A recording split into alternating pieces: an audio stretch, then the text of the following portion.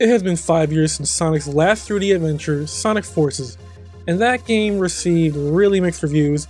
Some people like it, some people hate it, probably more on the hate side, and we haven't really had many games for the Blue Blur ever since then. But now, after years of waiting, Sonic is back and possibly better than ever with Sonic Frontiers. Today, I'll review Sonic Team's latest attempt at the 3D Sonic formula and find out if they have reached a new frontier.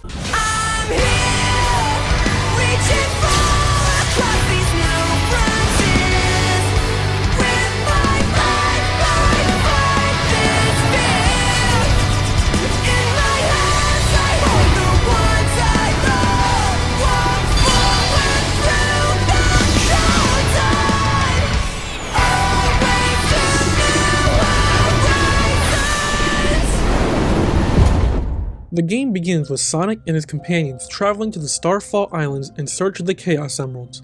Meanwhile, Dr. Eggman is tampering with the ruins of the islands, which leads to him trapping everyone in cyberspace. After a quick run through cyberspace, Sonic finds himself free from the digital realm and searches for his friends on the island. From there, he discovers them trapped in a digital cage, and it is up to him to free them by defeating the Titans, massive robotic-like creatures found on the islands. To defeat these massive foes, Sonic needs to collect the 7 Chaos Emeralds scattered around the islands to transform into Super Sonic. Once Sonic conquers a Titan on the respective island, he heads to the next one, where he repeats the process. Fans of the series will be happy to know that Ian Flynn, famous for his work on the IDW Sonic comic series, is at the helm with the writing in this entry. Characterization is the best it has ever been since the days of Sonic Adventure 1 and 2. Characters feel mature and reflect on events that has transpired in past Sonic entries. They have learned from past experiences and have grown as characters as a result. Sonic is no longer the hot-headed, wisecrack joker he was in past games. He feels mellowed out and takes the safety of his friends seriously. Paired with the new voice direction Roger Craig Smith gives the character, it is an interesting take on Sonic himself. If you are a fan of the series, you will enjoy the work Ian Flynn has done for the characters in this entry. When this is over, I want to share that love with the world, even though it may take us far apart.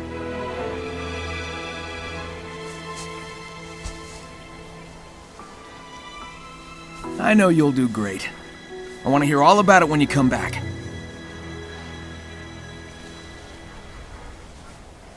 What differentiates Sonic Frontiers from previous Sonic entries is the open zone areas. Instead of focusing on linear stages, Sonic is free to roam around the islands at his own pace. For the player to progress through the game, they need to explore the islands and collect as many of the different collectibles scattered throughout. Vault keys are required to unlock the Chaos Emeralds. To obtain vault keys, you need to clear missions in the cyberspace stages. To access cyberspace, the player needs to collect portal gears.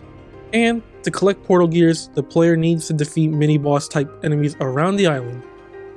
Memory tokens are also scattered around the islands that correspond to one of Sonic's friends on the island and are used to advance the plot.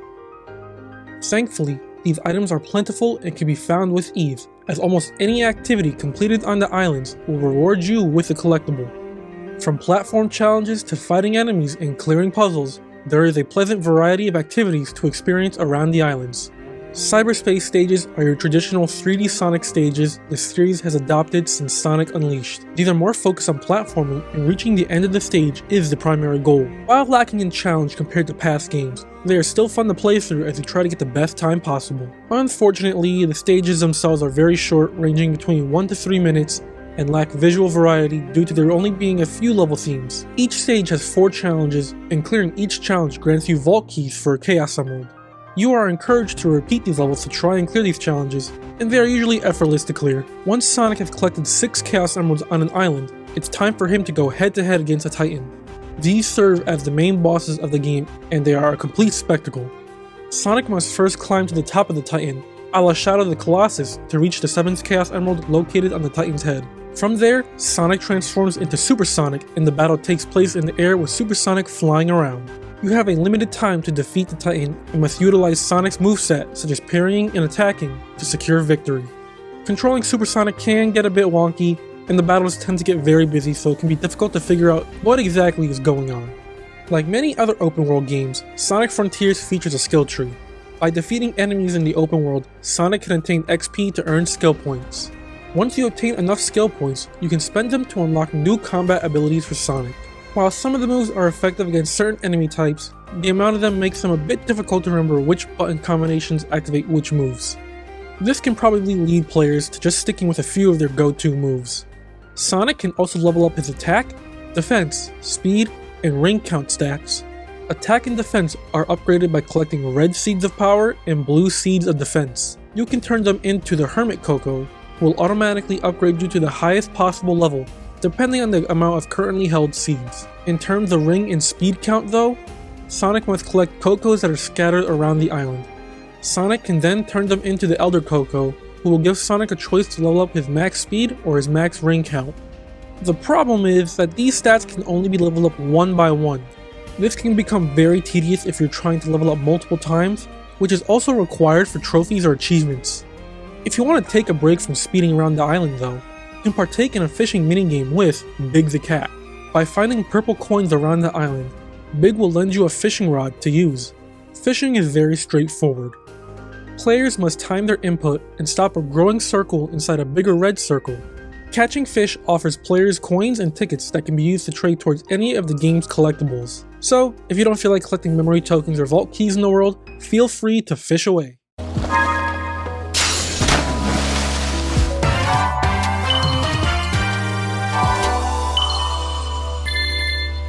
The music, just like past entries in the series, is utterly fantastic.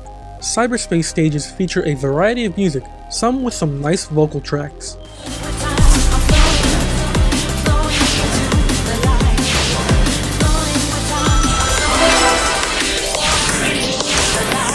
The supersonic boss fights are also a standout. They feature metal and rock songs that you would expect out of something like Metal Gear Rising: Revengeance. It's a welcome nod to early 3D Sonic games, where the final bosses would feature a rock song like Live and Learn from Crush 40 in Sonic Adventure 2.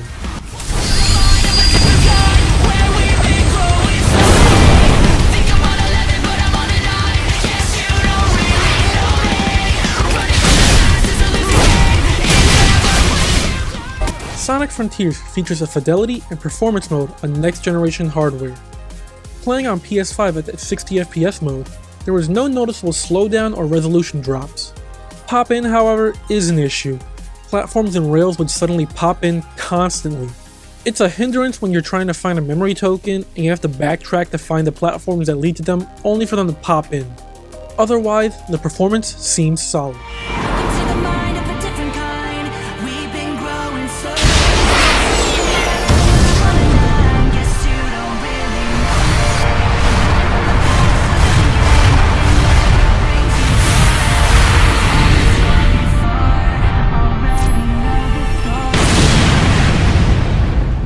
Sonic Frontiers is a step in the right direction for the series. The highs of the game are entertaining, while the lows are definitely felt and hinder the experience.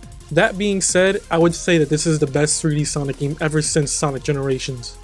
Sonic Team has a good base here with Sonic Frontiers, and hopefully they continue to use this formula and improve on it in the next game. If you're a fan of the series, you'll have a good time. Just grab it on a sale. I give Sonic Frontiers a 7 out of 10.